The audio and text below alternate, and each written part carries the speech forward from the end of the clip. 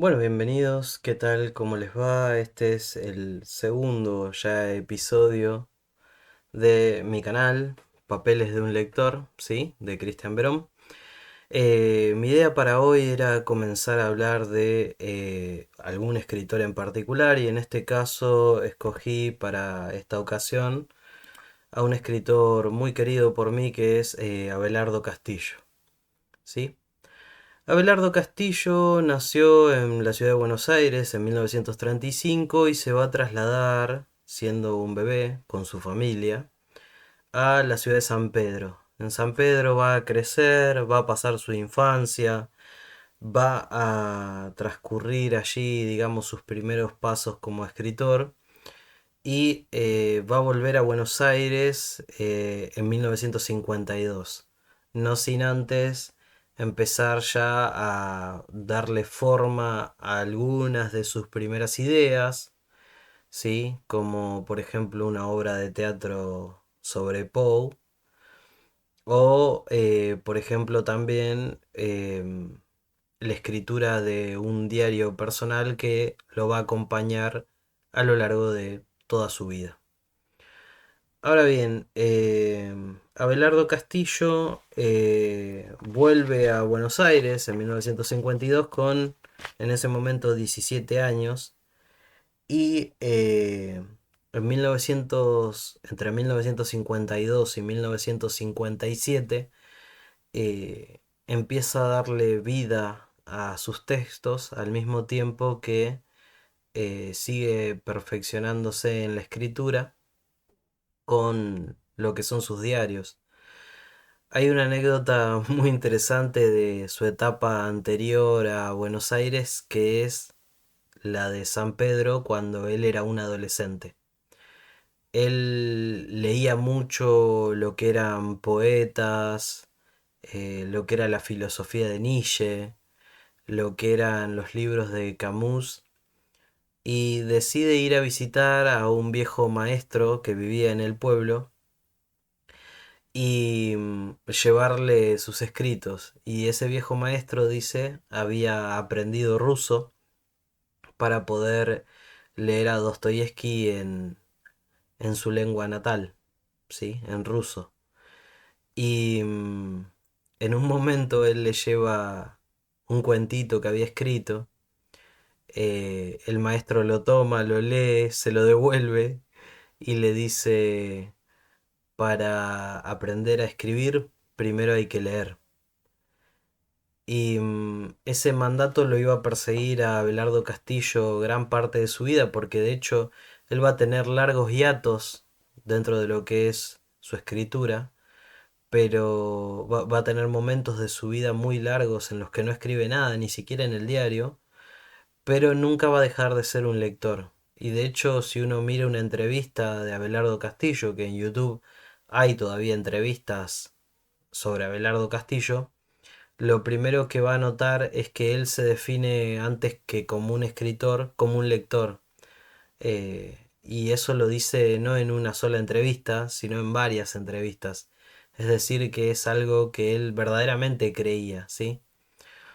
Ahora bien, la obra de Abelardo va a cubrir desde precisamente que vuelve a Buenos Aires y publica en 1957 sus primeros relatos, hasta que fallece el 2 de mayo de 2017. em, es decir, que va a cubrir, digamos, todo un tiempo bastante largo. eh, Son 50 años de escritura, básicamente. Así que bueno, bien. La obra aborda novela, aborda cuento o relato breve, aborda ensayo y aborda obras de teatro, ¿sí? Es bastante multifacético. Y si hablamos de las obras, no podemos dejar de lado su laburo como su trabajo como difusor cultural, como periodista cultural. Digamos, él dirigió tres revistas muy importantes. La primera temporada es la del Grillo de Papel, seguido del Escarabajo de Oro, que puede considerarse realmente como si fuese una continuación, ¿sí? del Grillo de Papel.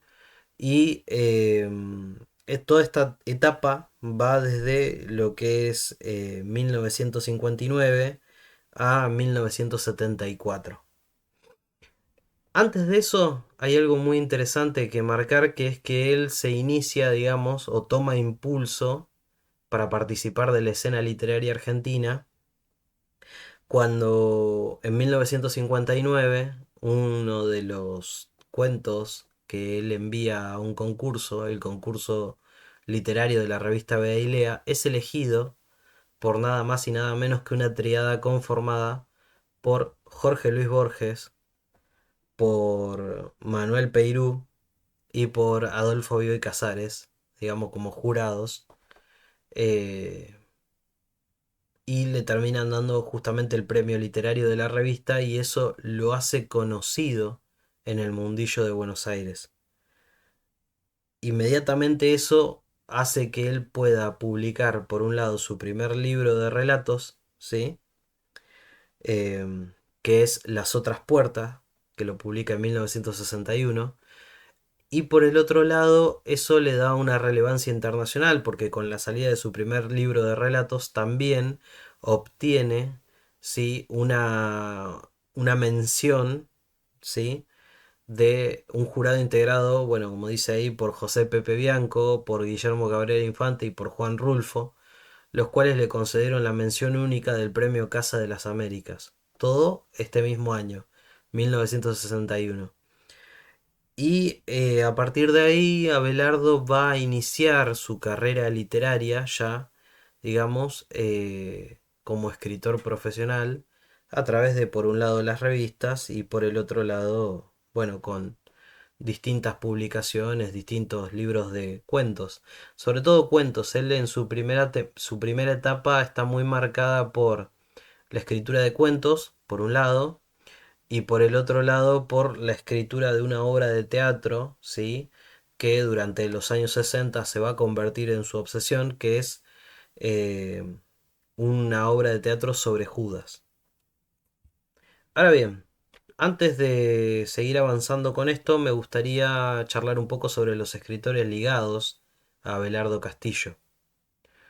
Uno de ellos es Leopoldo Marechal. Leopoldo Marechal, para quienes no lo conozcan, es un escritor que publicó durante los años 30, 40, 50 algunas obras de relevancia bastante interesantes dentro del panorama literario argentino, pero que a su vez, como una especie de ermitaño literario, siempre permaneció al margen de todo lo que fueron las movidas literarias de Buenos Aires. Los grandes movimientos, digamos, nunca lo incluían a él y él permanecía como una especie de solitario, ¿sí? Escribiendo en su montaña. ¿M? Ahora bien, Leopoldo Marechal va a ser una especie de influencia por un lado y una especie de mentor o de padrino por el otro para el primer Abelardo Castillo. Y esto va a durar desde que Abelardo conozca a Leopoldo Marechal hasta que Leopoldo Marechal mismo se muera. Lo curioso de esta relación es que casi no hay datos, porque Abelardo Castillo, en lo que son sus diarios personales, tiene muy pocas menciones a la relación con Leopoldo Marechal.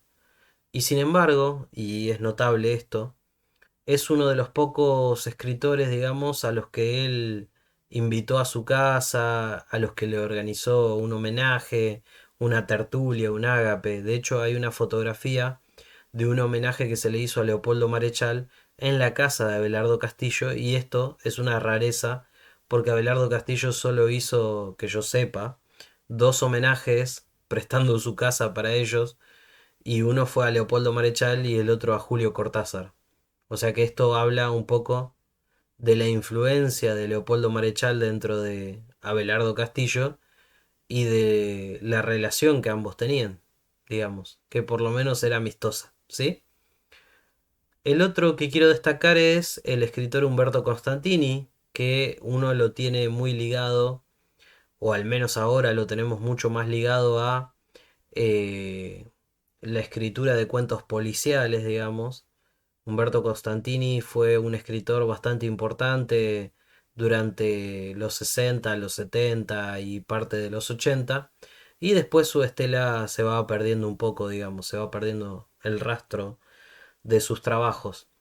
Pero con Abelardo Castillo, con el primer Abelardo Castillo, él va a tener una relación muy interesante, muy fluida, muy dispar por momentos, pues tenían polémicas también, pero se van a respetar mucho. Y de hecho, Umberto Constantini va a ser quien va a ser el colaborador y el tipo que funde las dos primeras revistas con Abelardo Castillo, ¿sí? Ahora bien, los otros dos escritores que quedan acá, las otras dos escritoras, digamos, surgen cuando Humberto Constantini se empieza a alejar un poco de la vida de Abelardo, y ellas son Silvia Iparraguirre, a la que conoce en 1969 y que va a terminar siendo su esposa, ¿sí? Se van a casar en 1976, y por el otro lado Liliana Hecker. Silvia Perraguirre es en ese momento, cuando lo conoce Abelardo, una estudiante de la carrera de letras en la UBA, en la Universidad de Buenos Aires,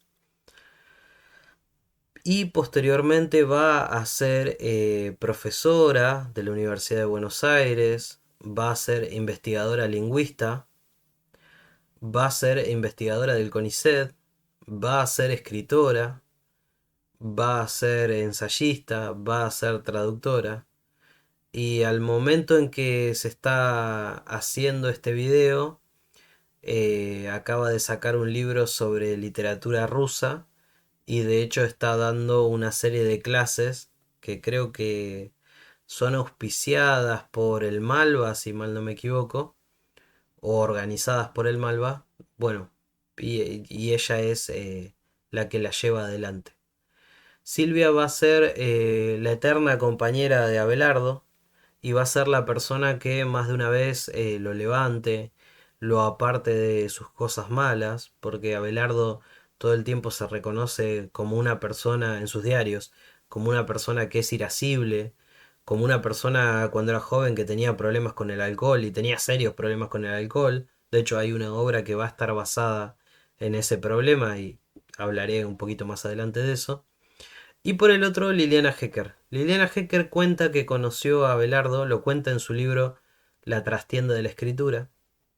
Cuenta que conoció a Abelardo en una tertulia en un bar. Había un bar donde se juntaban, bueno, ustedes saben que en los 60, los 70 y los 80, los bares eran lugares de Buenos Aires en donde se juntaban poetas, escritores, músicos, artistas plásticos, etcétera, a debatir, a tomar, porque tomaban alcohol o café, y básicamente se pasaban las tardes, los días y las noches ahí. Y Liliana era una jovencita que en ese momento tenía 19 años y se va a acercar a Abelardo Castillo con intenciones de ser publicada inicialmente, pero después siente mucha vergüenza porque piensa que no está a la altura de ellos. Hasta que en un momento Abelardo le dice, bueno, a ver, mostrame qué es lo que vos escribís. Y Liliana le muestra lo que había escrito o cosas que había escrito. Y Abelardo al poco tiempo le propone fundar una revista en conjunto con Silvia y con él. Y así nace, bueno, la revista del Ornitorrinco, que va a nacer eh, en 1977, y bueno, va a seguir como una revista muy importante dentro de lo que son las publicaciones bajo el gobierno militar. Ah, perdón, me olvidaba. Me falta una foto ahí que es Julio Cortázar. A Cortázar, Abelardo Castillo lo va a conocer de una manera muy graciosa. De hecho, cuenta en sus diarios que él quiere llamarlo para incluir un cuento de él dentro de lo que son las revistas que está publicando. Y Cortázar no se puede comunicar. Entonces un día, es 1977, él se había casado hace unos meses atrás, estaba durmiendo la siesta con su esposa, con Silvia, y lo llaman por teléfono. Medio dormido, se levanta, atiende, y hay una persona de voz gangosa que le dice que quiere hablar con Abelardo. Abelardo le dice que es él, que qué es lo que necesita, y esta otra persona se identifica como Julio Cortázar. Entonces Abelardo primero lo manda a la mierda, porque cree que Julio en realidad es otra persona que lo está cargando. Y posteriormente Julio Cortázar mismo insiste y Abelardo termina pidiendo disculpas y diciendo la verdad que no pensé que eras vos. Era muy inusual, digamos, que un escritor de la talla de Julio Cortázar llame a un muchacho que si bien había publicado ya, era todavía un escritor que estaba dando sus primeros pasos, digamos. Entonces es algo completamente extraño para Abelardo Castillo. Cortázar ya para 1977 era una mega estrella de las letras latinoamericanas. De hecho era una de las caras del boom y sus libros se vendían muchísimo, digamos. Entonces hoy quizás no es tan famoso. En Argentina, si bien se conserva entre ciertos grupos lectores la huella de Cortázar, esa huella se ha ido desdibujando un poco, pero para este momento era muy fuerte. Cortázar era el escritor de moda y Abelardo estaba totalmente fascinado. De hecho, también van a iniciar una relación muy parecida a la que inicia con Leopoldo Marechal, y Julio Cortázar lo va a visitar en sus visitas a Buenos Aires, a Abelardo Castillo en su casa, y van a comer, van a beber y van a organizar tertulias. Liliana Hecker va a hablar de esto en su libro La trastienda de la escritura, va a hablar de cómo conoció a Julio Cortázar y de las impresiones que Cortázar le causó. Y es muy interesante porque lo compara con un chico por momentos y un gigante por otro lado, digamos. Es muy interesante la imagen que se hace Hecker de Julio Cortázar, porque dice, parecía una eminencia, pero cuando llegó acá era como si fuese un chico. Ahora bien, en este breve video no quiero cerrar todo esto sin hablar un poco de la escritura de Abelardo Castillo, ¿sí? Esto es una selección personal. Yo no les voy a decir lean esto o lean el otro porque realmente mi intención solo es darlo a conocer y decir qué es lo que más me gustó a mí del escritor, ¿sí? Eso no quiere decir que pueda ser lo que más les va a gustar a ustedes. Las otras puertas se publica por primera vez inicialmente en 1961, pero su reedición y agregado definitivo es de 1962. Para mí es el mejor libro de relatos de Belardo Castillo porque tiene cuatro cuentos, cuatro relatos breves que son La madre de Ernesto, El marica, Hernán y Also Sprach el señor Núñez, que para mí son los mejores cuentos o mis cuentos favoritos de Abelardo Castillo. De todos ellos, Also Sprach el señor Núñez merece una mención aparte porque es un cuento maravilloso, es un relato extraordinario, de una maestría enorme, en donde Abelardo Castillo despliega por un lado una situación totalmente delirante y por el otro todo el amor que tenía por la filosofía de Nietzsche, que había sido, digamos, una de sus grandes influencias de juventud.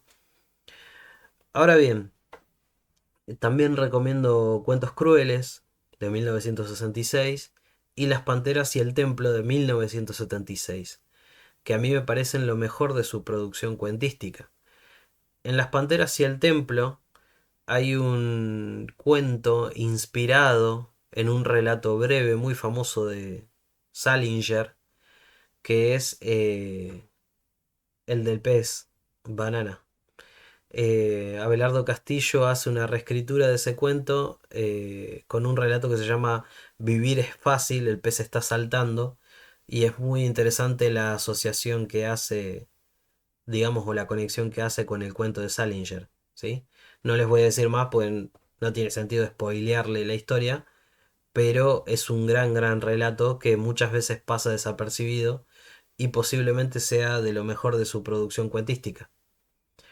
Respecto de las novelas, El que tiene sed de 1985 me parece la mejor, ¿sí? Es una historia en clave autobiográfica, de hecho es la historia de su problema con el alcohol y de cómo decidió dejarlo porque eso estaba destruyendo su relación amorosa con Silvia Iparraguirre.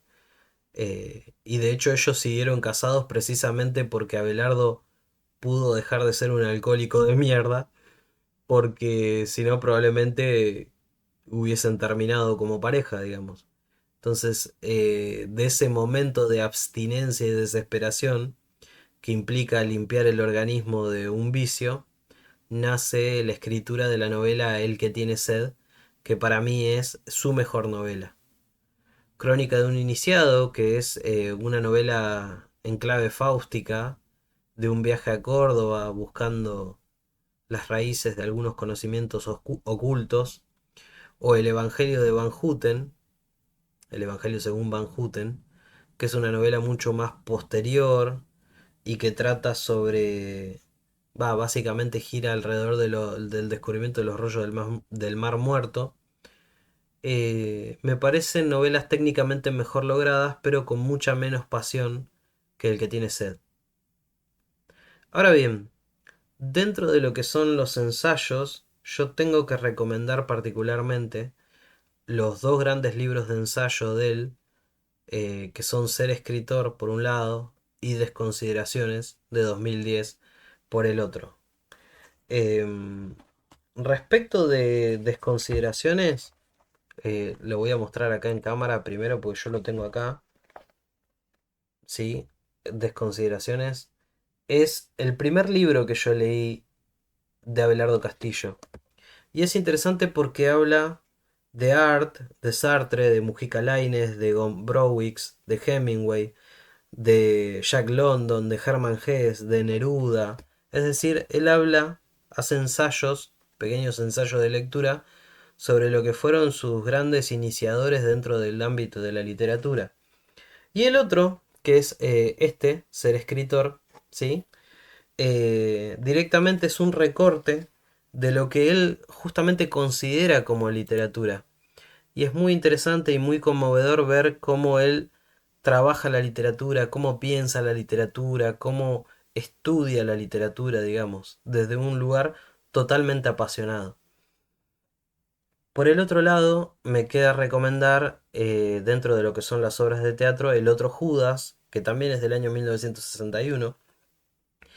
Es Rafael, de 1964. Y es Rafael es interesante porque es una obra de teatro escrita sobre Poe, sobre Edgar Allan Poe, que va a ser uno de sus amores de juventud.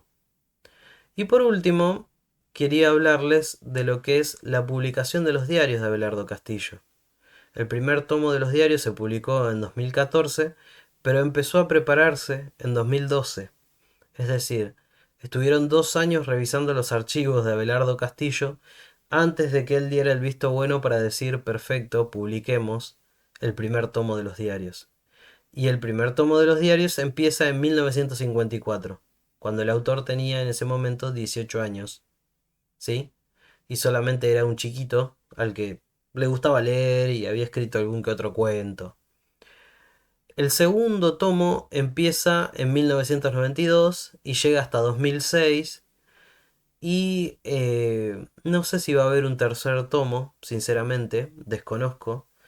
En un momento se había hablado de que iba a salir un tercer tomo de los diarios de Abelardo Castillo, ojalá así sea, pero no supe nada más del tema. Sé que salieron posteriormente los ensayos reunidos, en donde están los dos libros de ensayos que yo recomendé, más dos libros de ensayos más, uno sobre la cuestión del marxismo y otro sobre la literatura en nuestro país, que es una serie de entrevistas, ¿sí?